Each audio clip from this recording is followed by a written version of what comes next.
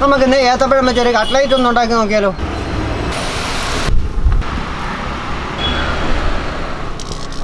ഇതിലേക്ക് ചില അണ്ടിപ്പരിപ്പ് ഇട്ടു കൊടുക്കും. നമുക്ക് അരിഞ്ഞു വെച്ചിരിക്കുന്ന ഏത്തപ്പഴം ഇതിലേക്ക് ഇട്ട് കൊടുത്ത് നല്ലപോലെ വഴറ്റാം. കുറച്ച് തേങ്ങാപ്പീര ഇട്ടു കൊടുക്കും. 1/4 കപ്പ് പഞ്ചസാര, നമുക്ക് ചില ഏലക്കപ്പൊടി ഇട്ട് കൊടുക്കും. നമുക്ക് നനച്ച് വെച്ചിരിക്കുന്ന അവലൂടി ഇതിനകത്തിട്ട് നല്ലപോലെ മിക്സ് ചെയ്തെടുക്കാം. നമ്മൾ വഴറ്റിയെടുത്ത ഏത്തയ്ക്ക എല്ലാം നല്ലപോലെ തണുത്തിട്ടുണ്ട്. ഇനി നമുക്ക് നല്ലപോലെ ഒന്ന് കുഴച്ചെടുക്കാം. ചില അരിപ്പൊടി ഇട്ട് നല്ലപോലെ ഒന്ന് അടിച്ചെടുക്കാം. ഇതുപോലെ നമുക്കൊന്ന് വരുത്തിയെടുക്കാം. നമുക്ക് കുറച്ച് എണ്ണ ഒഴിച്ച് കൊടുക്കാം. എണ്ണ ചൂടായിട്ടുണ്ട്. ഇനി നമുക്ക് ഓരോന്ന് എണ്ണയ്ക്കകത്ത് ഇട്ട് കൊടുക്കാം. നമുക്ക് അടിച്ച് വെച്ച മുട്ടയ്ക്കകത്തൊന്ന് മുക്കിയെടുക്കാം. ബ്രെഡ് പൊടി എടുത്തിട്ടുണ്ട്. ഇനി നമുക്ക് അതിലോട്ടൊന്ന് മുക്കി എണ്ണയ്ക്കകത്ത് ഇട്ട് കൊടുക്കാം.